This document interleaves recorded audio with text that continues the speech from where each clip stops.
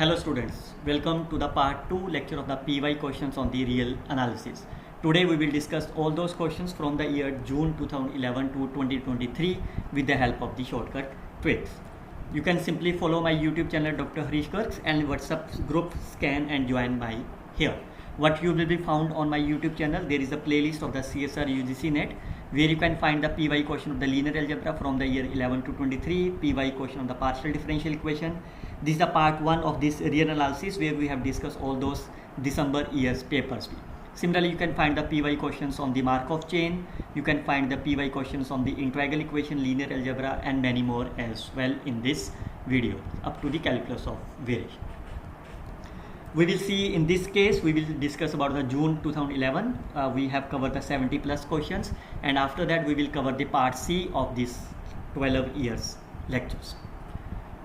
Now, whenever there is a question related to the convergent, to check whether it's a convergent or not, quickly check that whenever there is a series is given, quickly check whether an, if this is not goes to a 0, then it is a divergent. So few options you can easily discard them. You can clearly say that when you take n approaches infinity, you can see the absolute value of this, there is a log n which is not goes to the 0. If you take the absolute value which is not goes to the 0, so it is not a convergent. So this is a cancel out. Rest, this is a 0, so it may or may not be there. It's a goes 0, it not be there. Second step says whenever there is a sequence of this denominator nature, you can always find of this one. Whenever it's a greater than 1, then we call as the convergent. Whenever it's a less than equal to 1, it's a divergent. And another tip is whenever there is a term of the logarithm, you can compare the series with log of n raised to power p. If p is greater than 1, we call as the convergent. If p less than equal to 1, we call as the divergent. Now based on these three tricks, I can simply write this equation as of this nature. So clearly see that p is my minus 1, which is less than or equal to minus 1, so it is my divergent. This is a cancel out. This term I can return in terms of the absolute value, which is clearly with a less than of the 1 by n square, and because of this p is greater than 1, it's a convergent. How you can take this series? So this series is less than of 1 over, you can clearly see what is the highest power of the n in the denominator, half. So this is my less than, so this is a divergent. That's the right answer is only my B. Look at the another term. This is again you have to check about the convergent. Here the options are already given to you. So check about the option B. Firstly, I can take A is equal to E and then check whether it's a convergent or not. So this is E ln of n. What is that? This is my n which is not goes to the 0, or moreover this is a divergent. You can easily write as e raised to power, so which is p is minus 1 less than equal to 1, or otherwise the first step is it is not goes to the 0, so it is a divergent series. Similarly, if I take E, A is my open interval of the here, so that means this is the open interval of this. If I consider this open interval as my this number, now it's a closed interval of this, fine. So it means if I consider A is approximately with the E, then this number will be approximately of the n. Again it is not a convergent, so again this option is cancel out. You can discard the option quickly. Here it is my E is 1 by E, so then what is the series? It's a 1 over E n ln of n. So what is that? If I write this as 1 is here, this is n, so this is a divergent series because p is my 1 which is less than equal to 1. So equality is a divergent, is a cancel out. Only option left is my C, which is the right answer. Okay, what is given to you? A and B are the two monotonic sequence such that AN and BN is my convergent. Then what is the nature of the A and B? That's very simple. You can simply take the counter example. If I consider the one sequence 1 by n, another sequence, so that it will be the convergent. So it will be convergent only when P should be greater than of the 1. So if I consider this is my n square, or simply first example is 1 by n.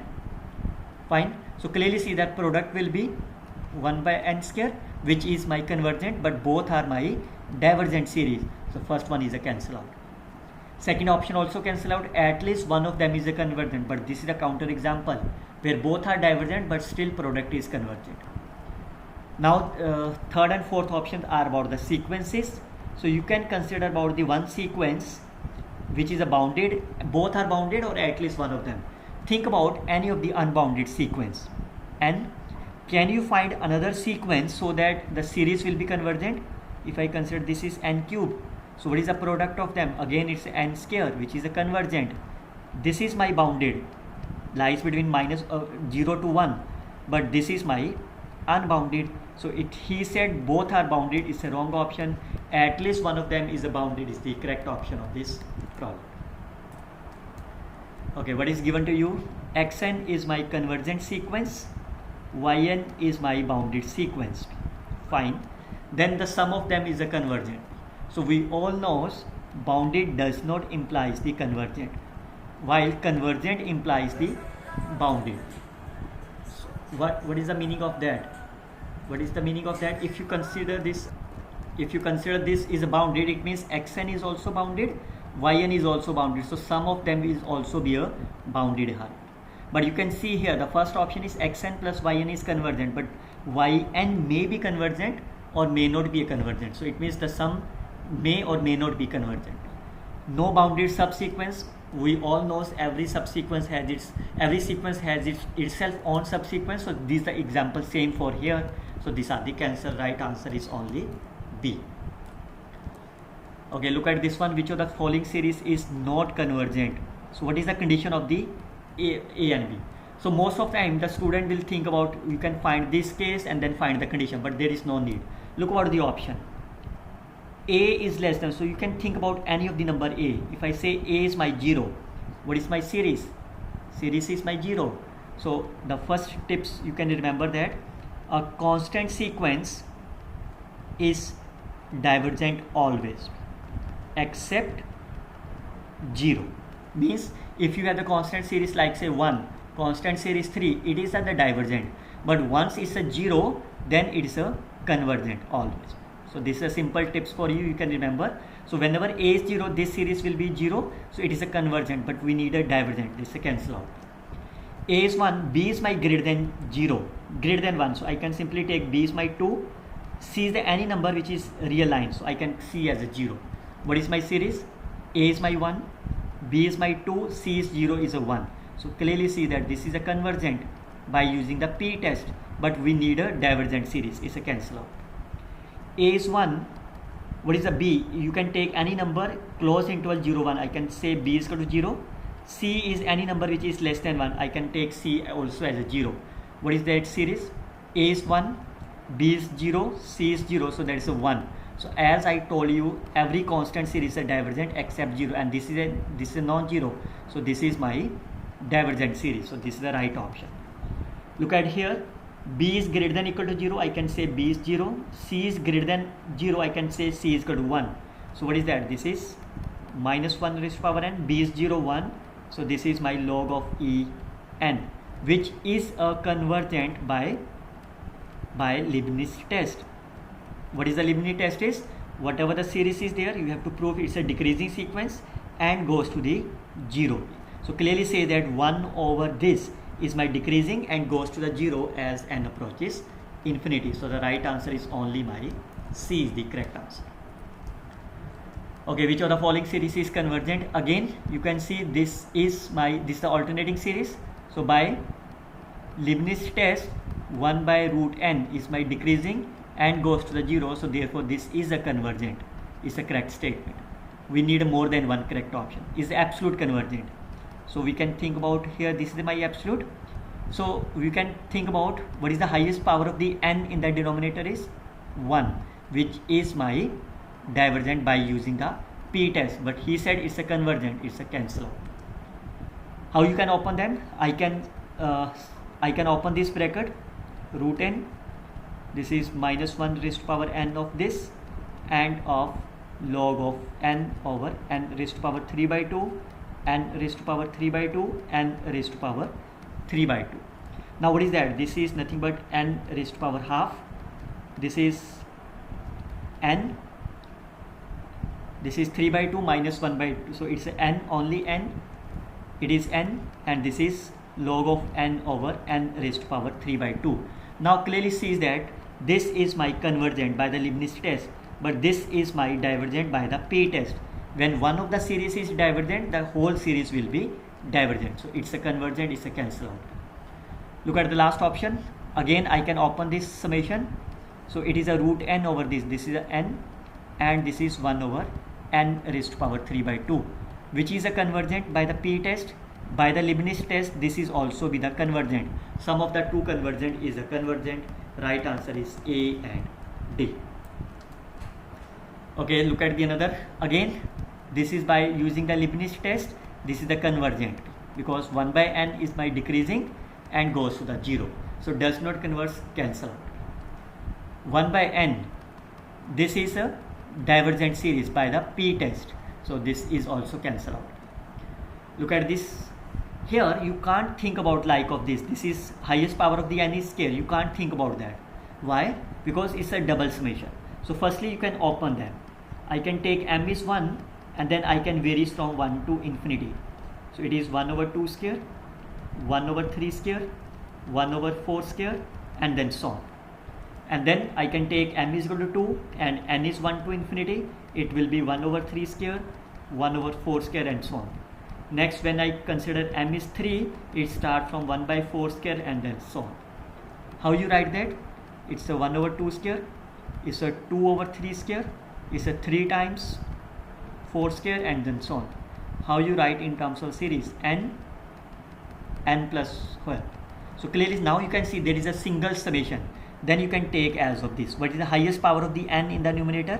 N raised to power 1. Highest power in the denominator is n square. So it is 1 by n. And clearly see that this is my divergent series. So it means this is the divergent correct option. This is the convergent is the wrong answer of the problem. Okay, which of the following series converges uniformly? Okay, so what is the uniformly? You can start from the modulus sign of this. It is clearly less than of here. Fine. Then how you can see that? You can see this is nothing but my n raised to power p form. If I consider this is my p, where p is my, so now if I prove that p is my less than 1, then it's a divergent. If it is greater than 1, it's a convergent. N varies from 1 to infinity. So definitely n will be greater than of e, because e is my 2.7. So for the infinitely many values, I can take the log of e on the both side. This is 1. So what is the meaning of that? It is a p is my greater than 1. So once p is my greater than 1, it means this is my convergent, and it converges because this is independent of the x. This is independent of x, so it converges uniformly for all x. Remember, what is the meaning of that? I have considered e to, whenever e is to greater than, it is my convergent. What about this from n is equal to 1 to e? These are my finite terms, and you all know whenever you are talking about the convergence of the series, you can remove the few terms, finite terms, or you can add the finite terms. There is no impact on the convergence. So that's why the right answer is only D is my correct option. Second category which I was asking the real analysis question is related to the limit, infimum and the supremum. Remember, the first steps whenever you are talking about the supremum and infimum, anywhere where is a minus 1 raised to power n is present, you can open this by consider n is even and n is odd, and then take the limit as n approaches infinity. Then you will get the answer in a very simple manner. Look at that. Firstly, you can, this is no n raised to power in minus 1, so what is the an limit? This is by 0, which is a singleton. So that is the infimum, that is itself the supremum. So 0 is equal to 0 satisfied is the right answer. Look at that. This is the minus 1 raised to power n. You can open them when n is odd, when n is even. So when n is even, this value will be positive, so it is my 1 over this. If it is odd, then it will be my here. Then you can take the limit as n approaches infinity. This is minus 1, this is plus 1. So this is my infimum value, this is my supremum value. So you can check about that. 1 is equal to minus of minus 1 satisfied. Again, this is minus 1 raised to power n. So when n is even, it is value is 1 plus here. When n is odd, it is my this case. When you take the limit, it goes to the 1 and 1. So both are 1. So 1 is equal to minus 1 not satisfied. What is the enumeration of all those points? So the points are in this is from -1 to +1. What is the nature of these points? It is of this form. Either is what is the point of this here? Now take the limit as n approaches infinity. It's a -1, it's a +1. So this is my supremum, this is my infimum, and you can see that 1 is equal to minus plus 1 is satisfied. So all are my correct option except the third option. Again you can see it's a -1 raised to power n, so you can take n is my even and n is my odd. So when n is even it's a plus, when n is odd it's a minus. Now which of the following is true? Limit, supremum, infimum and so on. So how you can find that? Firstly I can take the limit of this is my L. Fine. So this is my mod of an plus 2 over mod of an. So this is an plus 1. What is the limit of the an plus 1? Again L. Firstly I can consider n is my even, that is upside half L plus 2 over L. So what is that? It's a 2L minus L is equal to 2 over L. So what is that? L is my plus minus √2. Fine. But you can see the first sequence, the sequence start from the 1 which is a positive, so it means the limit will also be the positives. That means L is my √2. That is, this is the series of the an is my √2. Fine. So whatever the inside are there, it can be -1, it can be +1, it can be of something are there, any of number. Now if you consider the n is my odd, then L will be minus of L plus 2 over L. So it is my 2L plus L is equal to 2 over L. So 3L. So L square is my here. So L is my plus minus, again is a positive sign. So I can consider as a positive of 2 by 3. And √2 by 3 is less than of this. So it's any number lies between here. Now you can see this is the limit of the series of the sequence when n is even. This is the series, this is the limit when n is odd. But we all know whenever the limit exists, it must be unique, but it is not unique. What is the meaning of that? Limit of the sequence does not exist, so that is the wrong option.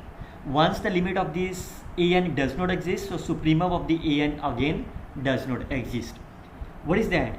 This is limit of the supremum of the an.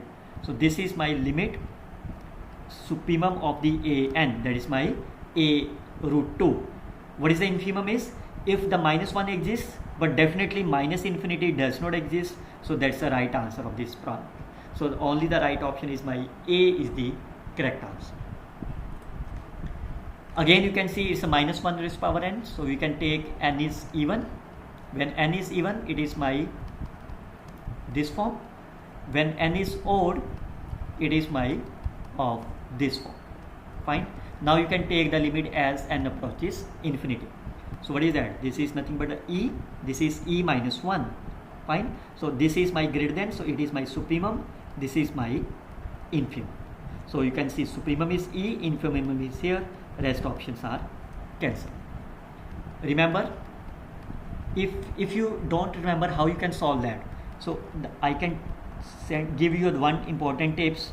Whenever you take the limit as x approaches infinity, if it is of this form plus 1 raised to power infinity, then this limit you can easily say this is the limit x approaches infinity fx into gx. That's a simple shortcut tips for you. Look at that. When you take n approaches infinity, this goes to 0. So 1 plus 0 raised to power infinity is here. So you can find the limit as limit n approaches infinity fx is 1 by n into n. So what is that? This is e raised to power 1 is e. In this case it is e, fx is my -1 by n, and is here, so it is e raised to power -1 is the right. Similarly, if you want to find these limits, for example, as n approaches infinity, how do you find that? This is 1 plus 0, that is a 1, so it is 1 raised to power infinity. So the right answer is e of limit fx into gx. So 1 by n as n approaches infinity, it's e raised to power 0 is the 1 is the right answer. Again, there is a -1 raised to power n. So you have to find the limit of the supremum. So what is that tips for you? x plus y, what is the limit supremum of the x plus y, which is less than or equal to limit sup of x, limit sup of y. But what is the limit sup of x minus y, which is less than of the limit sup of x minus limit inf of y. So clearly say that this value, it can be of the a plus b or an minus bn. So look at that. So if it is a minus, then it's the infimum. If it's a positive, then it's a supremum. But in case both are supremum, it's a cancel out. It's both are supremum, cancel out. Both are infimum, supremum, that's the correct option. Limit may not exist. Why? If I simply take bn is minus 1 raised to power n and an is my 1 by n, what is that? It is nothing but my 1 over n plus 1, and clearly says that the limit exists as a 1. So limit may not exist is a cancel. So right answer is only my C is the correct answer. Okay, look at this one. An is there, then limit supremum bn, again minus 1 raised to power n. Okay, so what is a bn? I can open this summation, k is 1, ak. So this is minus 1 raised to power k, half minus 1 over k. Now I can open this bracket, half is outside, when k is equal to 1, minus 1k, summation k is equal to 1 to n, minus 1 raised to power k over k. Now how you can solve this? This is my GP series. The first term is my GP, a 1 minus r raised to power n over 1 minus r. Fine. What is that? This is, if I open this is not, this is a harmonic series. So if I write here, this is 1 by 2 minus 1 by 3 plus 1 by 4 minus, and then so on. Now what is that? This is half. This is minus 1 by 2. So it's a minus 1 by 4, 1 minus of this. If I take minus as a common, what is that? This is minus 1 by 2 plus 1 by 3, and then so on. So now you can take the cases. When n is even, when n is odd. So what is that? You know what is this series? This series is nothing but my log of 2. So now if I take minus common, it's a plus sign. When n is even, this value will be 0. So it is my log of 2. When n is odd, this value will be minus 1, it's a plus 2. So it is my log of 2 minus half. Now clearly say that this is my supremum, this is my infimum. So limit of the bn goes to the 0. Now see, you can see the limit, both the limits are not unique. Both the limits are not unique, so the first option is cancel out. Limit supremum of bn greater than 0.5. What is the log of 2? It's a 0.6. Fine. So you can clearly say 0.6 greater than half is the right answer. What is the log of 2 minus 0.5? That's the infimum. Fine. So this is 0.6, this is my 0.1, and 0.1 can not be less than of the minus 0.5. That's a wrong answer. Look at this last option. This is 0. Limit infimum is 0.1. Limit infimum is 0.6, which is not less than of the half. So this option is also cancelled. Only correct option is my B is the right answer. Okay, look at this one. So you have to find the limit 1 over n factorial of 1 by n. So how you can find that? This is not of the 1 plus infinity. So if I consider this limit as of this nature, so clearly say that there is no rule for the limits are there. If it is, we all know this value is my 1, but here is a factorial. So there is no formula I have remembered to solve this. So what I can do that, whenever in the examination, if you feel that you are unable to recall the formula, you can substitute the values. Find these values are there. A3 up to the 4-5 terms you can try to find that.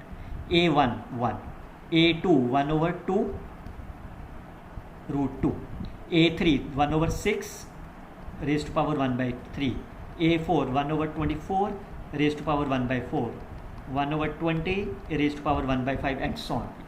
Now look at that. This is my 1 by root 2, that is 1 1 over root 2. What is the, sorry, an is, I can simply take as an is my here, only n factorial, so that calculation becomes easier. Fine. So 1 by root 2, root 2 is always lies between 1 and 2. 6 raised to power 1 by 3. So we all know 1 raised to power 1 cube and 2 cube, that is 8. So this lies between this, again it lies between 1 and 2. 24 power 4, so 2 raised to power 4 16, 3 raised to power 4 is 81, 24 lies between them, so it lies between 2 and 3. 2 raised to power 5 is 32, 3 raised to power 5 is 243, it lies between 2 and 3. So what is the pattern? You can see that 2, 1 and 2. Here if you find the A6, it will lies in the 3, 4 and so on. So what is the n approaches infinity? So that means the intervals are increasing. Firstly 1, 2, then 2, 3 and so on. So what is the limit of this? It goes to the infinity. So once this value will be infinity, this limit will goes to the 0 is the right answer. So you can see whenever you are unable to recall the formula, you can try to find the sequence and identify their nature. Okay, the set 1 by n sine 1 by n is an, okay, limit point. How you can find the limit point? You can simply take the limit as n approaches infinity. Here, what is that? So sine x is always lies between -1 to +1. This, now you can take the limit as n approaches infinity. So both sides are 0. So it means the limit point is my 0 is the only right answer of this problem. Now supremum. So what is that? You can write the supremum. So we can take the value of the a1 sine pi. Second is sine of pi by 2. Third is sine pi by 3. Sine pi by 4 and so on. So what is the sine pi is 0. Sine pi by 2 is 1. Sine pi by 3, that's a sine of 60 degrees. Sine 60 degrees is my root 3 by 2. Sine pi by 4. Sine pi by 4 is my 1 by root 2. Sine pi by 2 and then so on. So how you can see that? So what is that? Limit supremum. How you can find the limit of the supremum? So what is the maximum value of this limit you can obtain? So clearly says what is the limit of this supremum. This number is less than 1, this is less than 1 and so on. So this number is my 1 is the right answer of this problem. So 1, and it is attained at a is equal to 2. Second method is, because your target is to find the limit supremum, I can start from the modulus of this, fine, which is always be less than or equal to 1.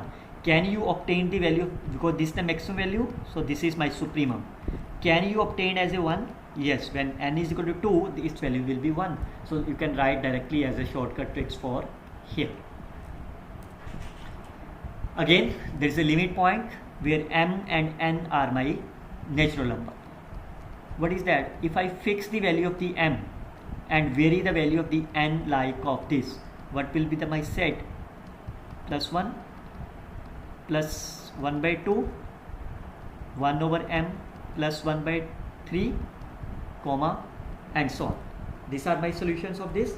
Now if I take the limit point, so what is the meaning of that? If I take m approaches infinity, what is the answer? 1, 1 by 2, 1 by 3, these all are my limit points. So how many are there? That is my infinitely many limit points. Similarly, if I fix n fix, then again we will get the infinitely many limit points. So the right answer is my D is the correct answer. Okay, limit point of this. So this is the same way I have explained you earlier. So how you can write that on this -1, 2 plus 1, how you define the inside element? It is my of this nature, and in this interval it will be my of here. Now take the limit as n approaches infinity. It is my -1, 2 plus 1. So these are the only limit points. So limit points are lies in between -1 to +1. Because this is open interval, so -1 can never be achieved. This is the right answer. Okay, so next one is you have to find the limit of e raised to power minus t square over x. So how you can find the limit? Firstly, it's a 0, 0 to 0. So whenever integration from 0 to 0 is a 0 by 0. So we can apply the L'Hopital rule. Denominator is 1. How you can differentiate them? We can use the Leibniz rule. So e raised to power, firstly 2x square, derivative of 2 minus lower limit e raised to power x square, derivative of x is 1. So once you take the partial derivative with respect to x, this part will be 0. Remember, whenever this is like of this, how you can take the derivative with respect to x? Firstly, take the derivative of this, it is here, plus substitute this value as here, and then take the derivative of upper limit, minus substitute the value a, and then take the derivative of this. So here you can see, if I take the derivative with respect to x, it will be 0. Fine. Now you can see it's my 2 e raised to power minus 4x square minus e raised to power minus x square over 1. So now you can directly apply x as a 0. So 2 e raised to power 0 1 e raised to power 0 1. So limit exists and is equal to 1 is the right answer. Now for the power series, what is the shortcut tips for you? Whenever there is a power series, you can find the radius of convergence. Limit supremum of an of this, or you can find the limit of an plus 1 over an. Remember, this is the absolute pair. Then the convergence, then it will be z, whatever the series will be here, it is less than of the r. Now firstly we can see about here, this is 2 raised to power minus n. So it is a power n, so I can use this limit b. So if I consider this is my an, so this is 2 raised to power minus 1. What is the limit is? R is my 2. So it means the radius of convergence, I can return this number as of this nature. Always written in this nature. So here is z square. Center is my 0. Whatever is there, this is less than of the r. So z is my less than of root 2. Now whether it's equality here or not, we can check about the equality. At z is my root 2. What is my series? 2 raised to power minus n. This is my 2 raised to power n, which is my constant series, and we know, as we discussed earlier, constant series is always be a divergent. So equality, convergent does not be there. So this option cancel out. This is a 2, but we need a root 2.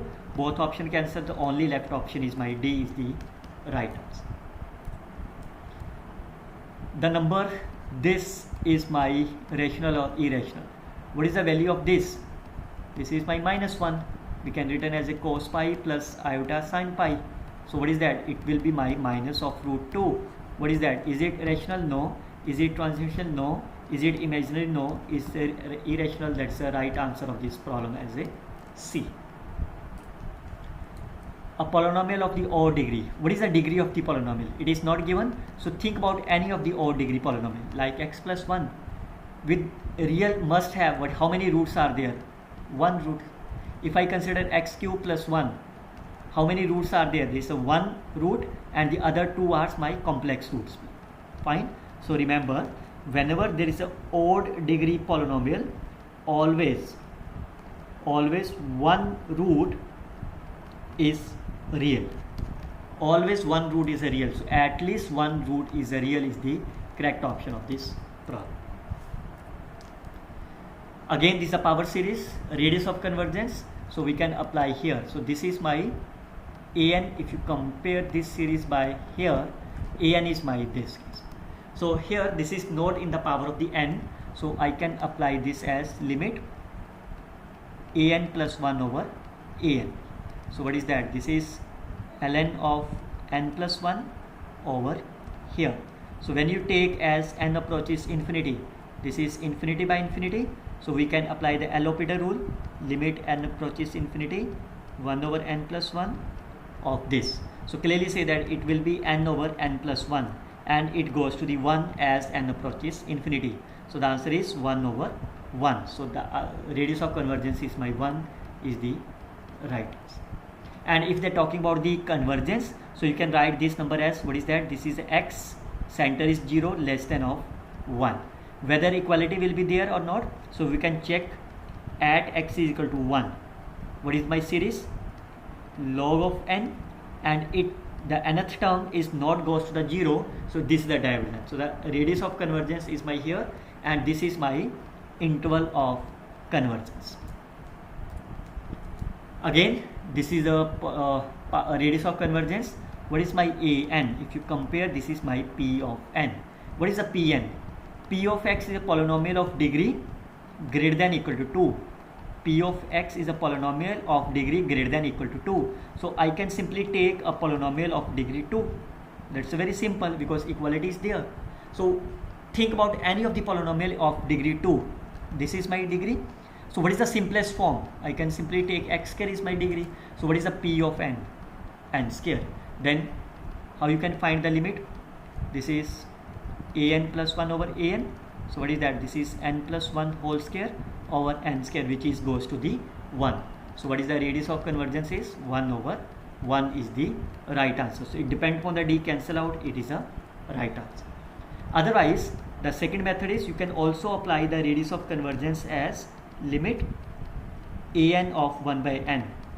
So limit supremum of n raised to power 2 by n. We all know this limit goes to the 1. So what is the meaning of that? This will goes to the again 1 square, that is a 1. Again the answer will be 1.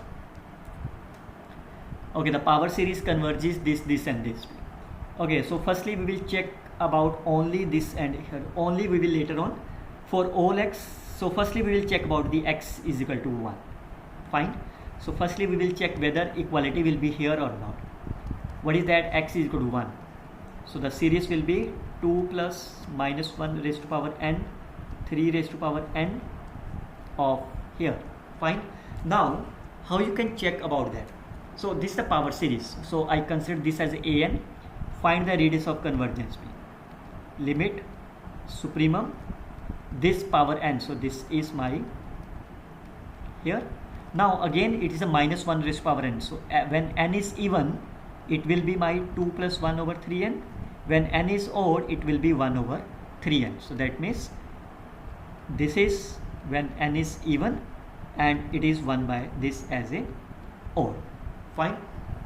Now how you can find the limit of this? So you can easily see what is the limit as n approaches infinity. So you can see from here. So when n approaches infinity, what is that? The first term will goes to the 0, second term will goes to the 0. Fine. Both are goes to the 0, so it will be goes to the infinity.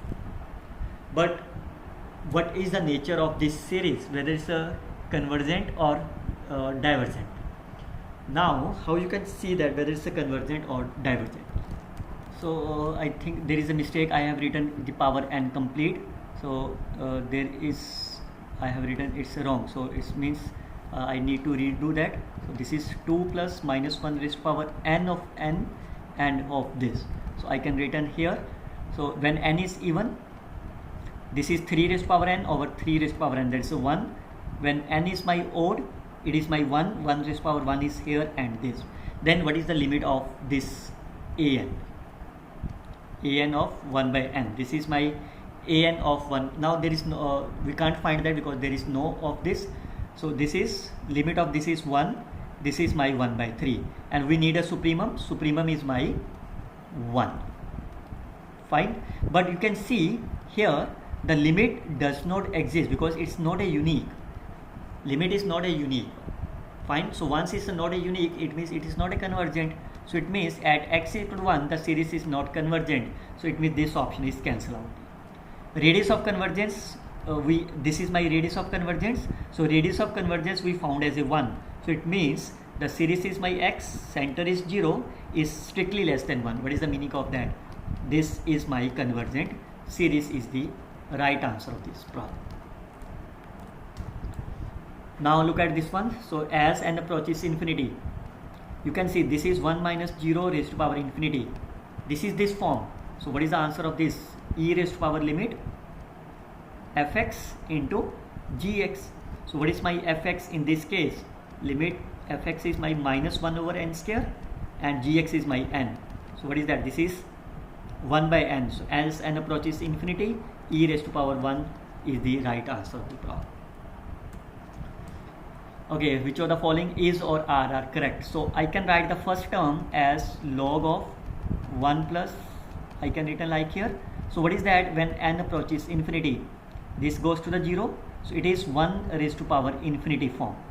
Fine. So I can find the limit of this as limit 1 plus, that is here, n over n plus 1.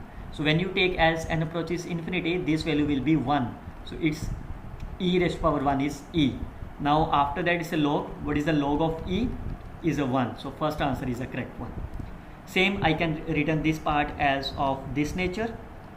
Again it's a infinity, 1 over infinity is there. So it is a e n plus 1 over n, which goes to the 1 as n approaches infinity. So it's again e, again log is there, so it goes to the 1 is the correct option. Here 1 by n of n square log of this. Again it's a 1 raised to power infinity of this term. So e raised to power 1 by n of n square is e raised to power infinity is infinity. It means it does not goes to the 1. Here this is 1 by n square of n. So again 1 raised to power infinity. So it is e raised to power 1 by n square of n. So e of 1 by n, that is e raised to power 0 is my 1. So log 1 is 0, but it not goes to the 1. So the right answer is A and B are my correct options. Okay, f is my monotone function. So whether it's increasing or decreasing, that is not given to you. So it may have a discontinuous function. It's a monotonic function. Then f has no discontinuous, that's a wrong option. We can simply say as a greatest integer. Fine. These are my greatest integer functions are there. This has a monotone function. Only finite, many discontinuities. So greatest integer function has many discontinuities, but we all know what kind of the discontinuity is there. Whenever you have the monotonic function, it always you can't say it's always, you can say it has a discontinuities. What is the nature of this discontinuity? It's the first kind of the discontinuities. As you can see here, the lower limit, the left limit and the right limit are not same. That is called as the first kind of the discontinuity. Whenever the first kind of the discontinuity, what is the nature of that? It is always be a countable. So what is the nature of this? At most countably many discontinuities are correct. Uncountable cancel out. Finitely it may be the countably and finitely, or there's a wrong answer. Right option is only C is the correct answer.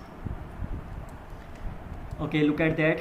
A is my collection of all those n such that which can be written in the prime factor of 2 or 3. Like 6 can be written as prime factor of 2 and 3. 10 is not belongs to y because it is not written as a 2 and 3. Can I written 12? Yes, 2 raised to power 2, 4 into 3, prime factor of this. So in general, what is the value of the n? It can be written as a prime factor of this nature. What is the p and q? P and q can both be 0. If both are 0, the value will be 1. That's satisfied. And what is the upper value is this? Because it's a natural number, so which is my here. So I can substitute here. S is n is my here, that is it dependent on the p and q. So p is 0, q is 0 to infinity. N is my 2 raised to power p, 3 raised to power q. Now since both are independent, so I can return this summation as separate, this summation as a separate. Fine. So p varies from 0 to infinity, q varies from 0 to infinity. What is that? This is nothing but my gp. So what is the gp sum? A over 1 minus r, a over 1 minus r. So what is that? This is half. So this will be the 2 and 3 by 2.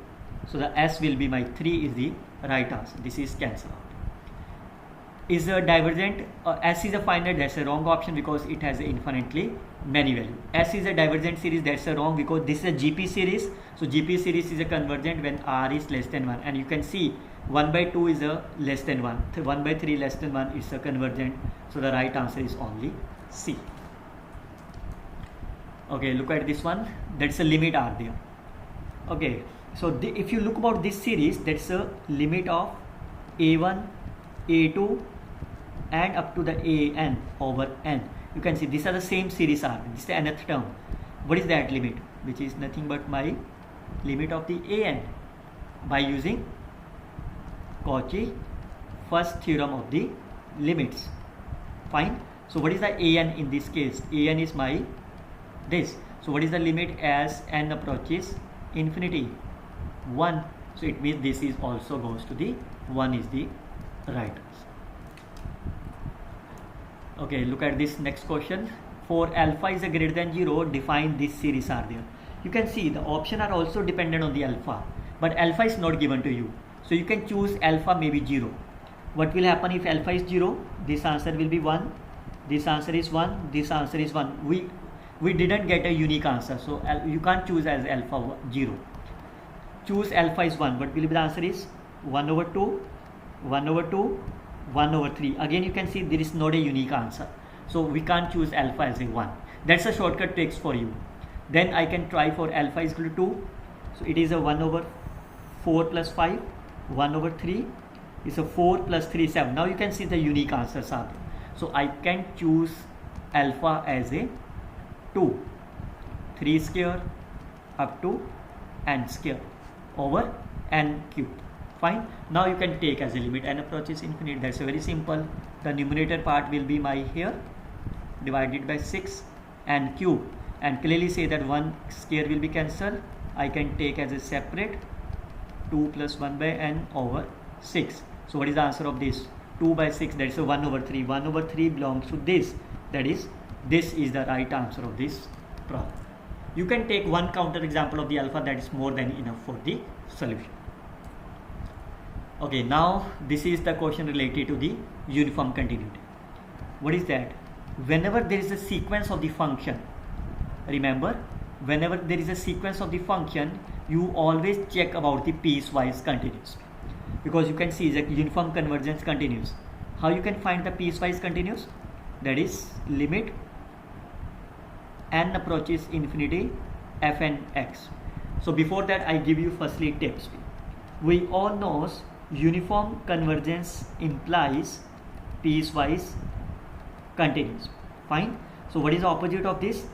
Not a piecewise continuous, not a piecewise convergence. You can see it's a convergence. Not a piecewise convergence implies not a uniform convergence. Fine. Now, so firstly here, so what is that? As n approaches infinity, so this value will be 0, but depending on the nature of the x. If I say x is my 0, so limit will be 0, and if x belongs to the open interval to the closed interval, so this value will be my 1 always. Clear? Now you can clearly see the limit does not exist. You can see, fx is my constant function, so the limit of this exists for all x belongs to the 0 1. So the limit exists for all, that's the right answer.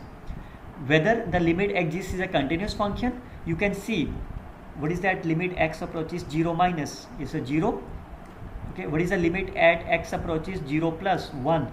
Both are not same. It means it is not a continuous. So limit define a continuous function, cancel out. So again we all know uniform continuous implies continuous. What is the opposite of that? Not continuous. This implies not uniform continuous. So f converges uniform convergence is a wrong answer. Limit fn is 0 for all x, but it is true only for the x0. So this option is also cancelled. A is the right answer of this problem. Okay, look about this one. Limit fn, again we will check about the piecewise convergence firstly. Limit n approaches infinity of fn x. So again you can see when x is 0, this value will be 1 when x is my 0. Fine. And what about the others?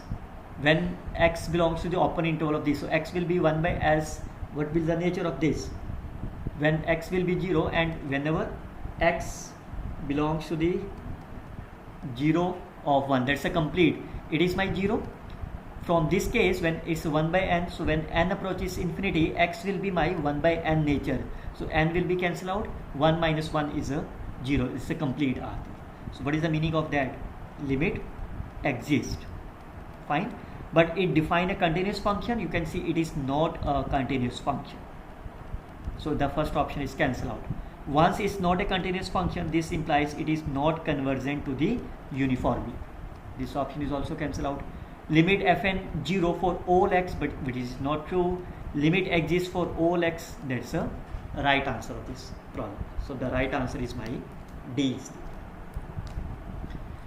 Again, this is convergence monotonically. It's a sequence of the function. So we firstly define the pointwise convergence. Limit n approaches infinity of fn x. So x half to 1. So which is a well defined. So whenever n approaches infinity, it goes to the 0 for all x belongs to the half to 1. So the sequence, okay, monotonic, but fn is 1 by x square. As n approaches infinity, cancel out. 1 by x square, cancel out. Has a 0 limit, fine. Has a 0 limit, fine. But whether it's a monotonic or not, what is the meaning of the monotonic? Fn is monotonic. That means either it's increasing or decreasing. So we can take the derivative of this fnx with respect to the x. So what is that? This is a minus 2x over n square x square whole square. Now the denominator is always positive. What is the nature of the x? When x belongs to this is always positive, so it is a less than 0. So that means it is always the monotonic decreasing sequence. So it's not a monotonic, it's a cancel out. So the right answer is only my A, which is left behind of the problem. Okay, again, this is the sequence of the function. We can define the function firstly. Limit as n approaches infinity of fnx for all x in the R. But if I consider x is my 0, this value will be 0. Any other function? No. And what about the others? When x is non-zero, so as n approaches infinity, so this is my here. When as n approaches infinity, it is 1 over infinity is again 0. This is the right answer. So what is the meaning of that? 0 is my constant function. So once you will get as a constant function is a 0, what is the limit of this? Is a convergent uniformly bounded, not a compact here. So what is the meaning of that? Fx is my 0, which is a constant function. So this every constant function is a continuous as well here. Fine. But we are talking about the uniform convergent. So but remember, uniform convergent implies a convergent, but converse need not be true. So convergent, so they are talking about the uniform convergent. Now once it's a convergent, then it means it is a bounded function as well. So the function is unbounded, so cancel.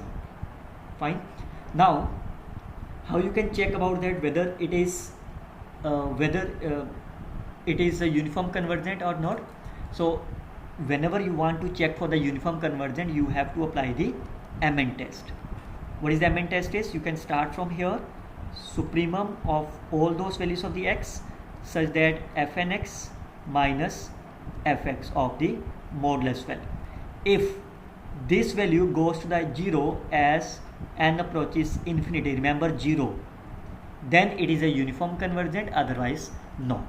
So I can substitute the value. Supremum x is my real number, fx is my x e raised to power minus nx square, x square is my 0. Now you have to take the maximum value of this. How you can find the maximum value of this? That's if I simply take y is my x e raised to power minus x square, I can take the first derivative and put them as a 0. So e raised to power minus x square minus 2nx square e raised to power minus x square is my 0. So I can find the value of the x from here. This is 0. So x will be 1 over 2n. So I can substitute here 1 over root of 2n e raised to power minus 1 over 2n. Now what is the limit as n approaches infinity? This is the finite, this will go to the 0. So yes, it is a uniform convergent. So it's a bounded, not uniform convergent, cancel out. So this is uniform convergent for all the x in the real life. Fine. So what is the meaning of that? It's a uniform convergent on all. It's not only for this, it's complete. A is the right answer. Okay, look about this one, whether it's again it's a function. So you can define this limit as n approaches infinity of gnx. So x is close interval 0. So when x is equal to 0, this value will be 0, and when x is non-zero, what is the limit of this? So what is the limit of as n approaches infinity? Clearly says that the degree of the numerator is 1, denominator is 2, it goes to the 0. Otherwise it's an infinity by infinity form. You can divide, you can L'Hopital rule, that's a 0 plus 2 and x. Again it goes to a 0 as n approaches infinity. So what is the meaning of that? In both the cases it will goes to the 0. So now what is the meaning of that? It is a piecewise, this is a constant function, so every constant function is a continuous function here. So piecewise continuous, or you can see pointwise, not a piecewise, it's a pointwise continuous, fine, but not uniformly. So g and x goes to the x, cancel, this is cancel out. Now the only thing is you have to prove uniformly. So you can start from the x belongs to the close interval 0, open interval this, g and x minus of gx. So what is that? Supremum of the x, g and x is my nx over 1 plus n square x square, gx is my 0. Then how you can find the supremum of this? That's a very simple. Either again you can take nx over 1 plus n square x square, but there is no need, you can simply take denominator as a 0. Okay, ignoring the plus minus sign, ignoring the complex number, your x will be of this nature. So substitute this value as here, x belongs to the 0 to infinity, this is my 1, this is my 1, which is my half, not belongs to the 0. What is the meaning of that? It is not uniformly convergent. G converges uniformly, cancel, not uniformly convergent is the right answer. So remember, whenever this is there, you can simply put denominator as a 0 and find the value of the x. Okay, now this is the given to you, and you have to find this series in, you have to expand this series, and what is the answer of this problem. So I think that's again a easy task, there is not a big problem. You can write this series, I can take this as a partial fraction here. Now I can written this as here separate, I can written this as a separate, fine. So what is that? If I open this as n 1 to infinity, so 1, first term is minus, plus, minus, plus, and then so on, fine. Minus, it is from 1 to infinity. When you substitute 1, it will be minus 1 over 2, plus 1 over 3, minus 1 over 4, and so on. So what is that? If I take minus as a common, it will be my log of 2, fine. What is that? If I take minus as a common, no, there is no need of minus. What is the log of 2? You all remember that it's 1 minus 1 over 2, plus 1 over 3, minus 1 over 4, and then so on. So clearly see that what is the value of this? It is 1 minus log of 2. This is the answer of the, no sorry, this is log of 2 minus 1. You have to find the value of this. So that is log of 2 minus 1. So if I open this bracket, 1 minus 2 log of 2 is the right answer. Rest options are cancelled. This is the similar of this. This is the similar of this. 1 by n square is given. I open this bracket, n is 1. 1 over 3 square. 1 over, it's odd series. So 1 over 5 square. 1 over 7 square, and so on. So if I add the even terms, then what will happen? The first term, it is my 1 by n square. So what is the remaining part? I added 1 by 2 square. Also I added 1 by 4 square, 1 by 6 square, and so on. The first term will be pi square by 6 minus 1. If you look about here, only this part minus 1 I can separate. If I common this 1 by 2 square, what is the left behind? 1 by 2 square, this is 1 by 6 square, so 1 by 3 square. Next is 1 by 4 square, and so on. What is that? This is nothing but my here. So what is this? Is pi square by 6 minus 1 1 by 4 pi square over 6. So pi square by 6, that is my 3 by 4 pi square by 6 minus 1. So it is my 2 pi square by 8 minus 1 is the right answer. Okay, if you have to find the sum of the series, so you can write the nth term.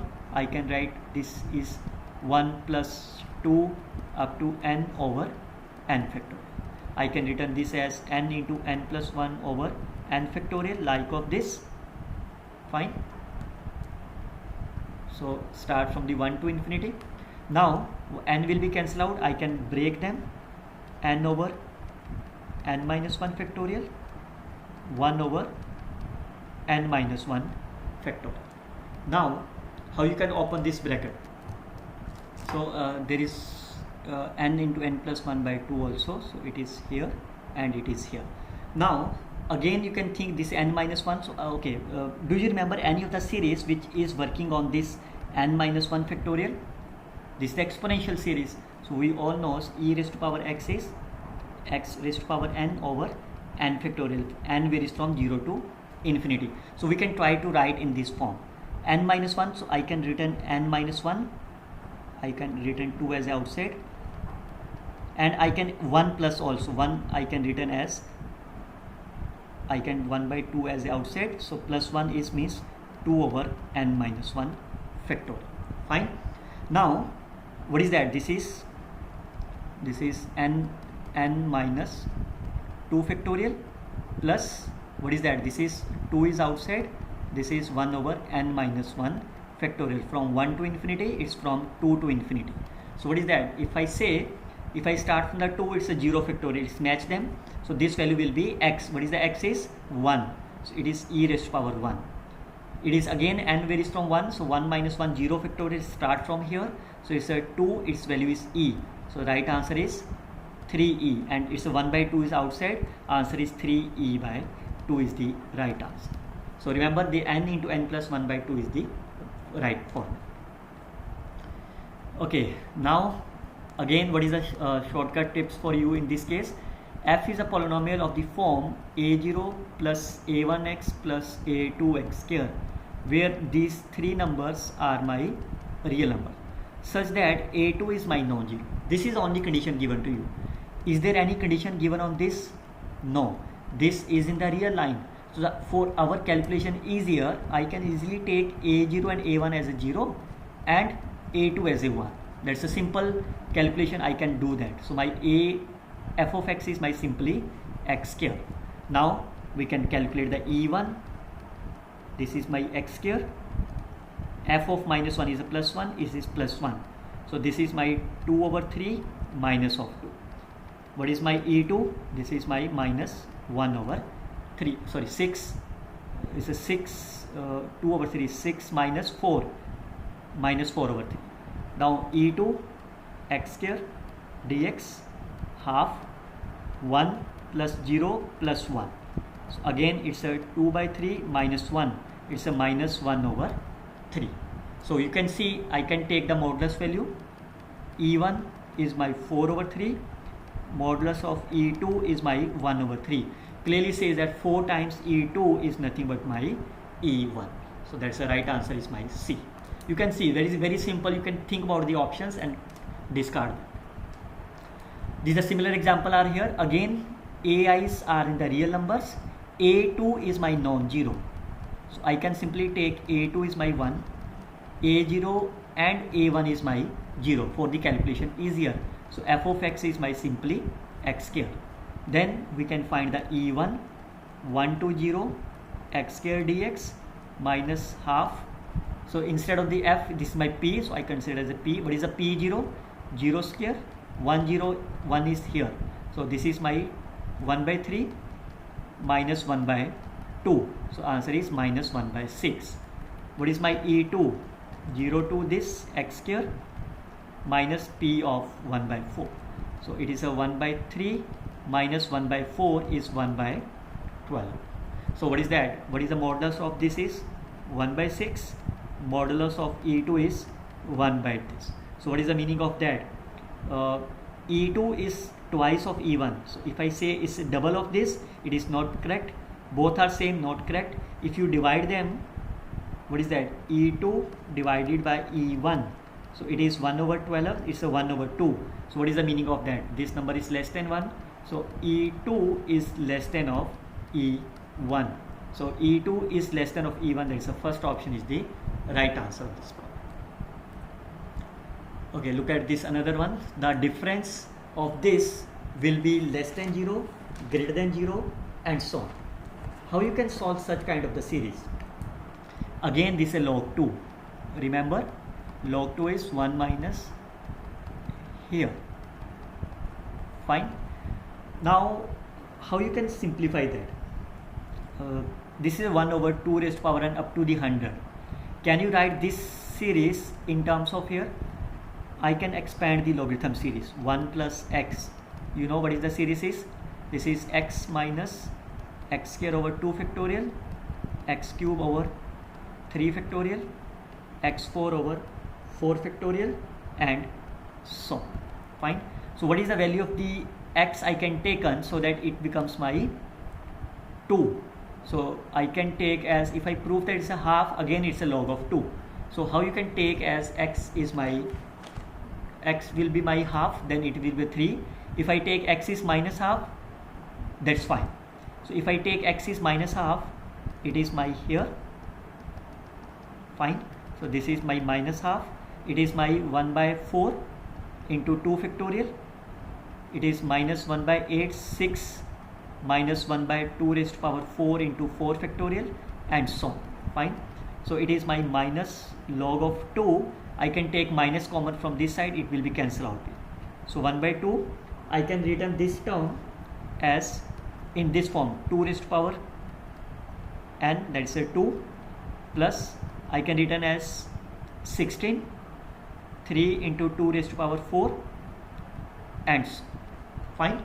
So now, what do you think about that? How you can write that?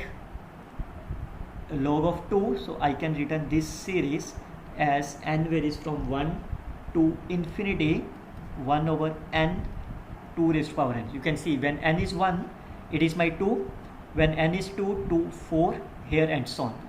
So this is my log of 2 minus n.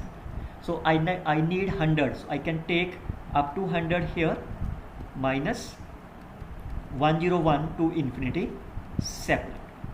Fine. So I can take this number as this is negative. Oh, sorry, this negative is already cancelled out. So this is positive, this is positive. Now log of 2 minus 1 to 100 of this value. Fine. Now this value will be of this, that is a 1 over 101, 2 raised to power 101, 102, 2 raised to power 102, and then so on. It is less than 0, cancel out because this is the positive value. Greater than 1, we will see less than of something, and here. Now how you can solve that? So I can return here. Look at that, I need a 101. So I firstly 102 is greater than 101, 103 greater than 101, and so on. What is the meaning of that? 102 is less than of the 101, 103 is less than of the 101, and then so on. So I can write this number is less than of, now again 2 raised to power. We all know this is there. 2 raised to power x is my increasing function. So 2 raised to power 102 is greater than of the 2 raised to power here. So what is the meaning of that? 1 over this is less than of here. Similarly for the other case. And we know this, you can see this and this. What is the meaning of that? If I product them, 2 raised to power 102 is also be less than of the 101 of 2 of this. Now this number, first number is as such, this number is less than of this number, second number is and so on. Fine. So what is that? Again, these are positives are all are, this number will be less than of the 1 over. If I take this as a common, what you conclude that this will be, how you 101 of 2 raised to power 101, it is 1. What is this series? Can you say this number? there is no need. I think 102, this is fine. I can return this number as 102. So 101 I can common, this is 1 by 2. Next number is 101, 2 raised to power 103. So it is 1 raised to power 2 square and so on. So this is my GP series. So it will be, the sum of the GP series is my here. So what is that? This will be 2. So 1, it will be cancelled out, it will be 100. So this is less than of this. So greater than cancel, only one option is left behind, because we already see it's a less than. So greater than option cancel, greater than cancel, this is we already discard. Right option is only C is the right answer.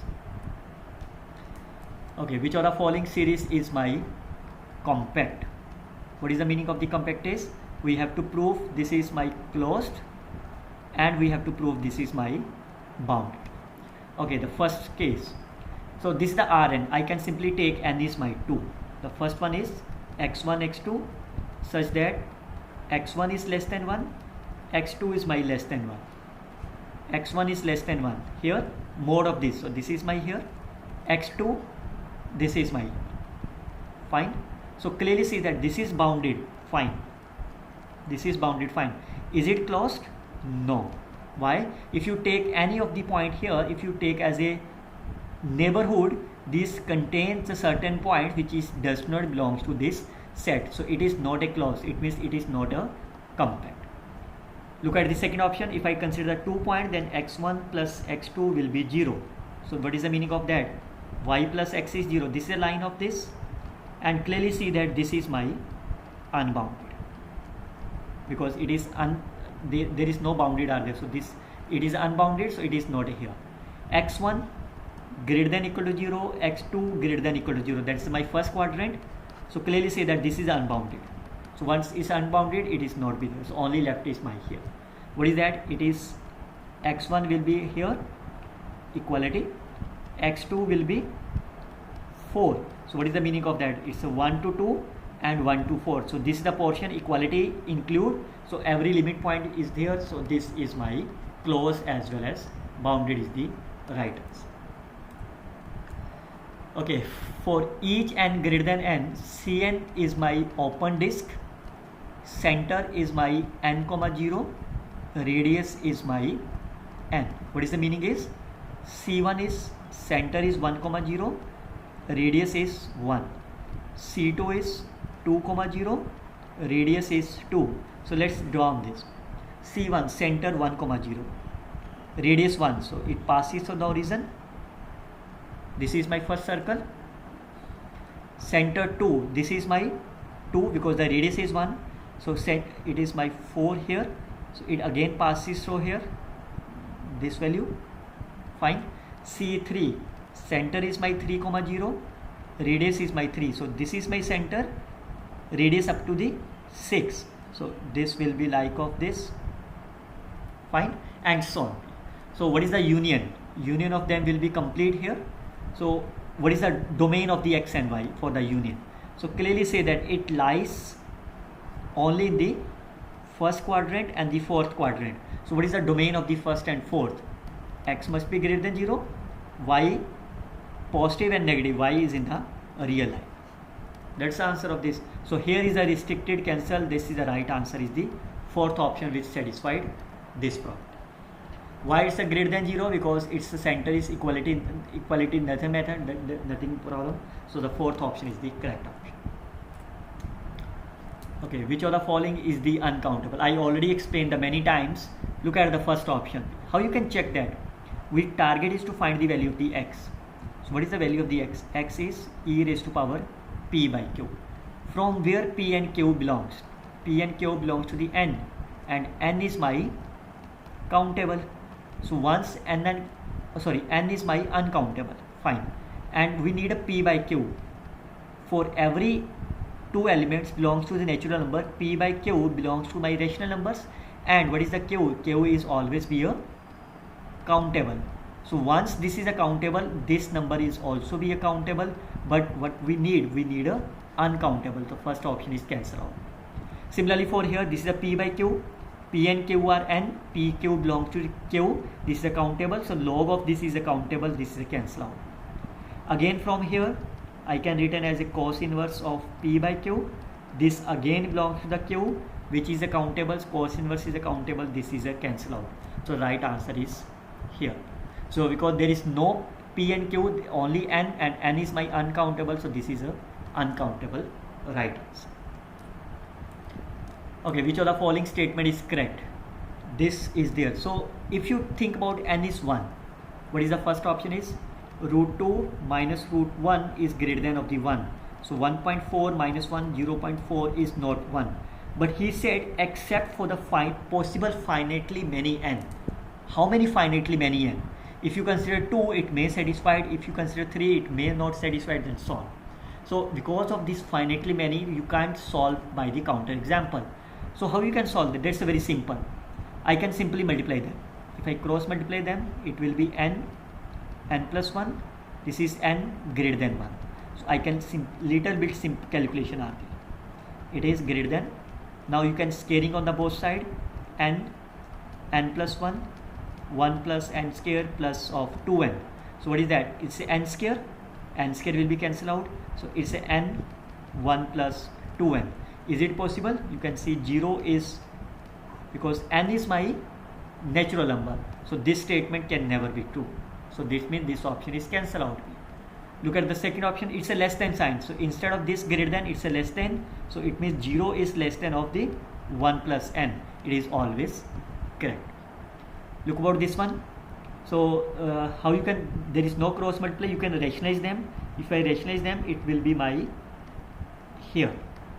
Fine, because N is my natural number, so this number is a positive, which is always be less than of the 1.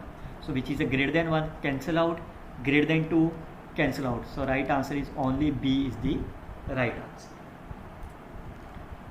Again, which of the following is a countable? Look at the set of all the polynomials with the real. So if I simply take a polynomial of degree 1, because nothing is given to you, so I can consider ax plus b. From where a and b lies, a and b are the real coefficients. Fine. So now, what is that? R. R is my uncountable. Fine. So elements are uncountable, so this function is my uncountable. But we need a countable. Cancel. Set of the polynomial with rational coefficients. It means coefficients are my q. A and b are my q. So this q is my countable. So it means this is my correct option. Set of all the polynomials with the real coefficients, that is a and b are my real, but the root, that is, what is the root of this particular example is minus b over a is in my rational. But you can see a and b are in the R, but R is my uncountable. So it means this polynomial set is also with the uncountable. Set of the 2 cross 2 matrix with the rational eigenvalues. So if I say this is my 2 eigenvalues, okay, if I say this is my A, so what is given to you? And this is say my B, okay. If you want to eigenvalue, so I can simply take as a 0. This is my rational, that is my Q. But what is this element? A. Nothing is given to you about this element. So that is my real line. So this is my uncountable. So it means this is my uncountable. So the only correct option is my B is the right answer. Okay. Again, the set S is given to you such that it's a circle. N is my natural number, either S or here. Okay, then S is the non-empty set, countable, uncountable, empty. Fine. You have to find the collection of this pair. This is in the Q. What is the value of the Y? I can find the value of Y from here. This is the value of the Y. Plus minus. Now remember, if X belongs to the Q, we all know 1 minus X is also belongs to the Q. Fine. So this is just like say 1 minus X, because this is the constant value for each N of there. So this is X belongs to the Q. Fine. X square, 1 minus of this is also belongs to the Q. Root is also belongs to Q. Plus minus is also belongs to Q. So Y is also belongs to the Q. So this is also belongs to Q. This is also belongs to Q. And what is the Q? Q is my countable. as I describe here, Q is my countable. So once X is my countable, Y is my countable, so S is also be a countable. So you can see S is countable. S is empty, not true, because if you consider N is any number, let's say 1 is a circle, so you can easily consider as 1 by root 2, 1 by root 2, or simply 1 comma 0 is a pair of the P and Q. So this is empty, cancel out, uncountable cancel, finite not empty is a cancel out because of the uncountably nature. Okay, find the derivative of the function at the point along the direction. What is the meaning of that? They are talking about the directional derivative, gradient point into unit vector. What is the unit vector? What is the u? Along the direction is 1 comma 1. So 1 I cap, 1 j cap. What is the unit vector of this? I cap plus j cap over root 2. What is the gradient of this? Partial derivative with respect to x I cap, partial derivative this with respect to j cap at the point 1 comma 1. What is the partial derivative of x? 2x over y square. What is that? At the point is 2y. What is the partial derivative with respect to y? X square minus 2 over y cube. So what is the gradient is at the point 1 comma 1 is minus of 2 j cap. Now you can take the dot product of this and this. So 2 minus 2 over root 2, that's a 0 is the right answer. Consider the improper Riemann integral, continuous, discontinuous, and here. You can simplify that. Y of minus half plus 1 of this 0 to x. So it is my root x minus 0 divided by here. So this is my, if I consider this is my f. So f of x is my here. Fine. Now you can check. It's a continuous on the closed interval. So you can see on this closed interval, this is my continuous function. So this is my continuous. Fine. So this is continuous in here only on the closed interval 0, but this is also continuous at a 0. So this is the wrong option. Discontinuous is not correct. Discontinuous is not correct. Half to infinity is always be the continuous. Continuous over the 0 to infinity is the right answer. Okay, which of the following statement is the correct or the I is the set consist of here. So that means if I consider this is my 0, this is my 1, and this is my 2. So I is the union of these elements. Fine. Let phi is the distance of the x to I. Fine. Fine. So distance I denoted as phi is on my here. That is the infimum of this. Fine. Okay. So I is my here. Fine. Whenever I is in this case, what will happen if you are taking any point in this case? What will be my infimum? If you consider I is my here, that is y is in I. So what is the value of the y? Is nothing. So that's the infimum of the x only. So that means if I consider here, that is the infimum of distance of I is not be there in this case. So that's the distance of the x only. So that is whatever the x I have taken is a 1. If I taken as a 0.5, so the phi will be 0.5, because if I taken as a 0.7, then phi will be 0.7. So that's a from this to this is a straight line up to here. Fine. Now whenever x from the 1 to 2, what will happen? Say when x is 1, the distance will be distance of x to 1, that's a 0. That's the same because for the real line. Whenever x is my 1.1, what is the infimum of this? Because you have to take the infimum of the distance. Fine. So distance x belongs to here of this union, it will increase then. Fine. Up to, if I taken as a 1.5, it will go up to here. After that, because you can see there are 2 points. Infimum is minimum of x minus 1 and x minus 2. That's the meaning of this. Now you can see if I take x as a 1.1. So point is 1.1. So it is a 1.1 minus 1 and 1.1 minus of 2. What is the infimum of this? This is the 0.1. This is the 0.1. This is the 0.9. So 0.9 is there. So you can hear. What will happen at the midpoint when you take x 1.5, comma 1.5 minus 2? What is the infimum of this? 0.5, 0.5. This value will be my 0.5. When you take it as a 1.7, so it is 1.7 and 1.7 minus of 2. It will be, this is my 0.7, it is my 0.3. So that is tending towards them. It's a negative. So it will be towards here. And so, fine. Can it be negative? If you take it as a 3, because there is a no value of this, so it will be only 3 and comma 3. So that's a positive. So it is not be belongs to the, it is a upside. Fine. So finally the graph will be like of this nature. So if I draw this line here, so graph will be like of here. Then now from this nature you can check about the option. Discontinuous somewhere on this R. Discontinuous somewhere is a continuous graph.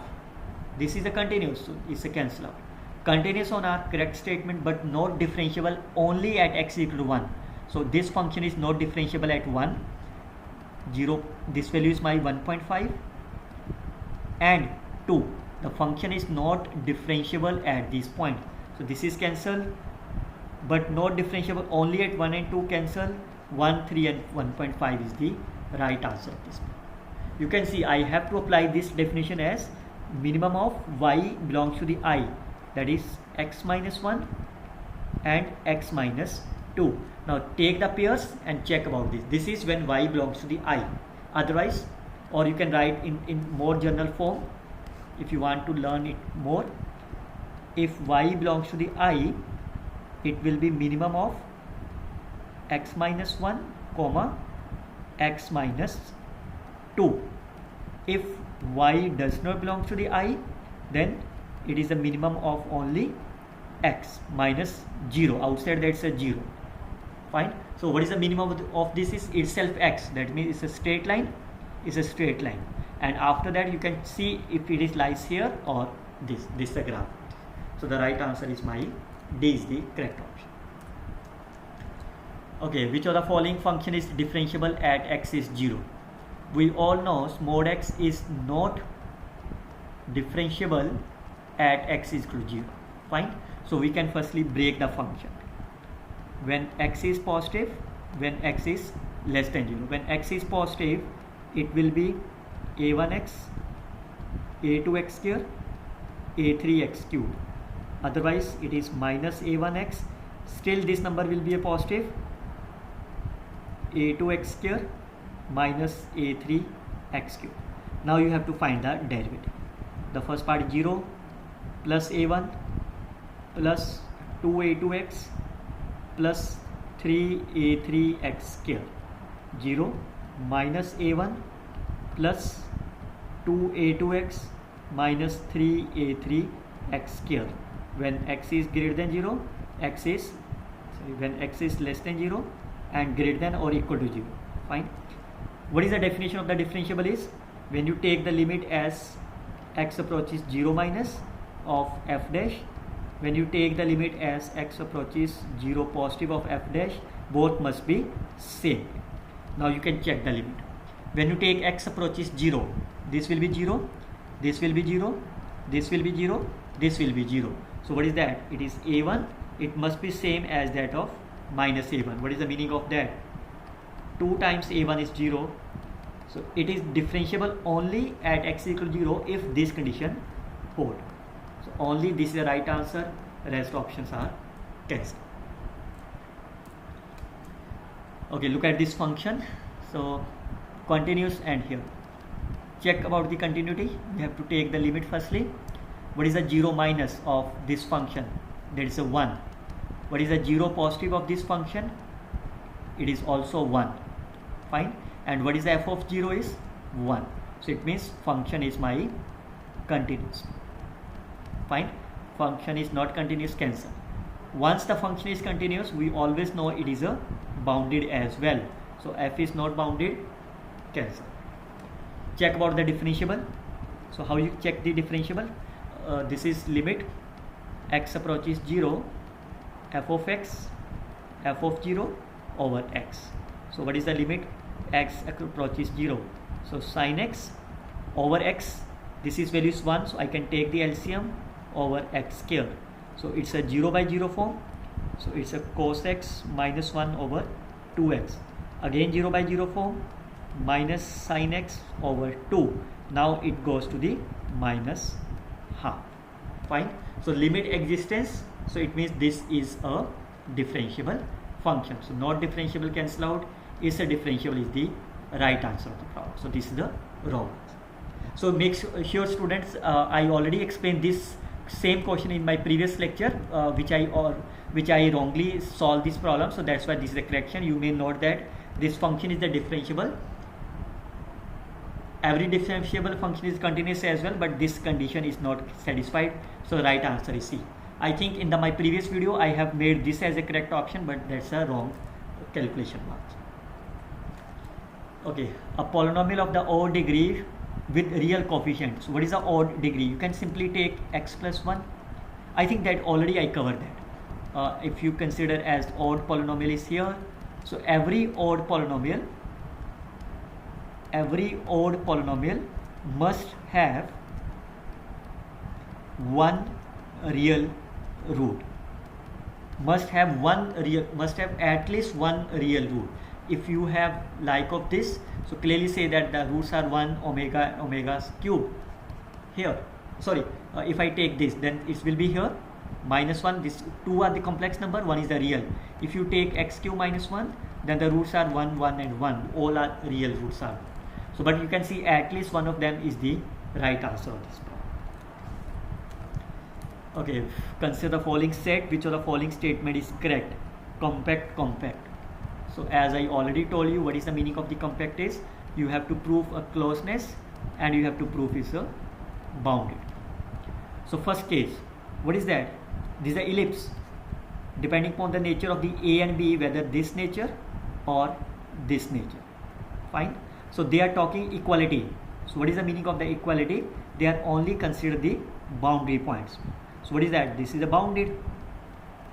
Fine. And since this is a curve, each curve is my closed. Remember, each curve is my closed. So this is the curve. So if you taken as a point, what is that? If you consider the limit point, all are my lies in this curve. So this is a closed as well as bounded. So this is my compact. So A is compact. So A is not compact. So this option is cancelled out here. Now check about the B. What is that? This is again an ellipse. This is a closed itself, equality. So this is a compact as well. So B is a compact as well. So B is not a compact, it's a cancel out. Now there is only need to check whether E or not. So we will check about the E. E, what is that? X cube plus Y cube. So we all know what is the x cube plus y cube. This is not a bounded. Why? Consider any of the 2 points on the x. Say minus simply n raised to power 1 by 3. Y I can take as 1 minus n raised to power 1 by 3. Fine. So n can be of the any number. Fine. So x and y belongs to, okay, this is a real, so it can be negative. I can, yes, it is a n are there. Now clearly say that this satisfied, this is my 1, it satisfied this condition. Now what is that n? This is my unbounded. Or otherwise, if you know what is the graph of the x cube, this is the graph of the x cube. Fine. So clearly say that this is my unbounded. Once it is unbounded, so it is not a compact. So E is not a compact, so right answer is my, here is the only correct option. You can see this is a line, ax plus b plus, this is a line. So clearly says that, so clearly see that this is a line, and line is my always unbounded. It's a close because it's a curve. Curve is a close, but it is unbounded. What is that? This is a parabola. Parabola is y square. It is again a curve, so it is a close. That's fine, but it is not bounded because you can see it's a unbounded. On this line is unbounded, so it is not a compact, not compact, not compact. Right answer is only B is the right answer. Okay, this is simple. It's a cubic. F of x is my cubic polynomial, which is of the odd degree. Then the number of the distinct root is my 1. You can take any of them, like say x cube minus 1. So distinct are here. If I take x cube plus 1, 1 omega and omega cube. So distinct roots is always be my here. The number of the distinct real roots. that's a 1. Okay, f is a mapping from x to x. Okay, fine. Cardinality of the x is cardinality of x, both are same. So what is the nature of this? When both have the same nature, then you can say it is a bijective if and only if you prove that it is a 1. Fine. So how you can prove that 1 if I simply take f of x1 is f of x2, then my target is to prove here. Now f of x1 belongs to the x, so if I take f on both sides here, so what is the f of f? It is my x1, this is x2, so what is that? This is 1. So if cardinality are same, it is a 1 implies if and only if it is a bijective, so it's a 1 as well as onto, both is the right answer, rest all are cancelled. Okay, this is again 1 onto, and here what is the function of this? X square 0 to x 0 to 1. Fine. So what is the graph of this? Is 0 to 1. This is the graph of this. Okay, what is this? The graph of the x square. X cube from 1 to 2. This is the graph of the x cube. Fine. So I can consider from the 1 to 2. Fine. How you can check whether it's a 1 or on 2? So what is the tips for you? Whatever the graph are there, if you draw the horizontal line, if it crosses only the one single point, if cross only one point, then it is a 1. For example, if I say we all know y is equal to x square is not 1 on the real line. So if I say, if I draw the horizontal line, it crosses 2 points, so it means it is not 1. So look at that. If I draw the vertical line, if I draw the horizontal line, it crosses only 1 point, so it is my 1 on the domain of 0 to 1. On this domain, if I draw this horizontal line, it again crosses on the 1 point, it is also the 1. Second is how you can check for the onto. If you draw the vertical line, if it crosses only the single point, then again it's a onto. So if you draw the vertical line, it crosses only at the single point, so it is a onto. If you draw any of the point, it again crosses at the single point, it is also onto. So what is the meaning of that? This is my 1 and onto, that's a bijective map. This is also be a bijective. So it means if my A is bijective, B is my bijective, there is a mapping always from the bijective to bijective. So 1 onto function will be there. There is no 1 function, that's wrong, because there is a x square is a is my 1, B is my 1, A is onto, B is onto, so definitely map will be bijective to bijective. So there are the no option, cancel out are the here. Okay, which of the there is no continuous map from S to T. There is no continuous map. So remember, we all know if S is my compact, T is my compact, then compact set map to the compact set is a continuous mapping. If F is a continuous mapping, then every compact set to be the compact set, every bijective map to the bijective map for the continuous here. There is no. You can see here, these are open, these are open. It can be open mapping to the open for the continuous case. Open, find, open, find. 0 to 1 is my closed plus bounded. This is not compact. So what is the meaning of that? There is no map from S to T of the continuous nature, because if it is a continuous, then S must be the compact, it must be the compact, that's of the same nature. If it is open, it is open, it is a closed, it's a closed, but it is not a compact to compact. So there is no mapping from the closed interval 0 1 to the real line. While other are, you can say this is the open interval, this is the open are there, from minus infinity plus infinity, there is open to open, open to open, but this is the right answer of this problem as A. Okay, that's again a very simple mapping. Define that's a vector space, so I can define like of this. So M will be my 1, 1, so F will be my C1 e raised to power x, C2 x e raised to power x. Now you need a F dash, this of x plus 1 e raised to power x.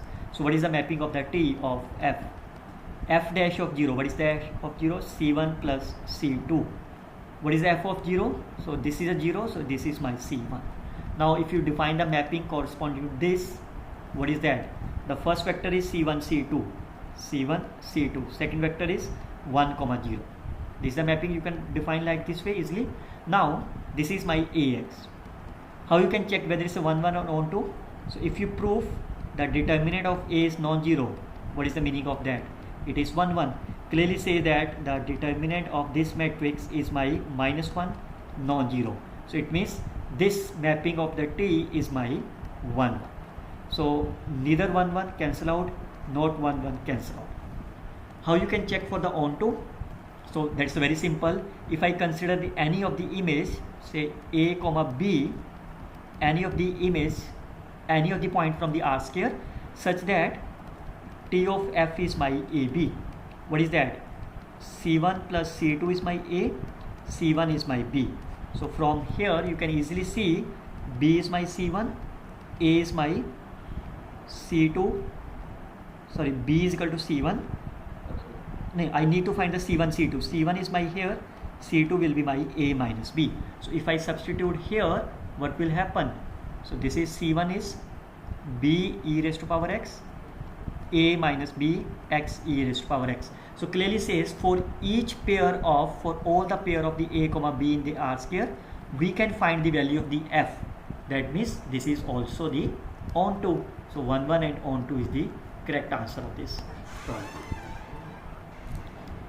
So F is my continuous plus 1 1 mapping. Then which of the following statement is true?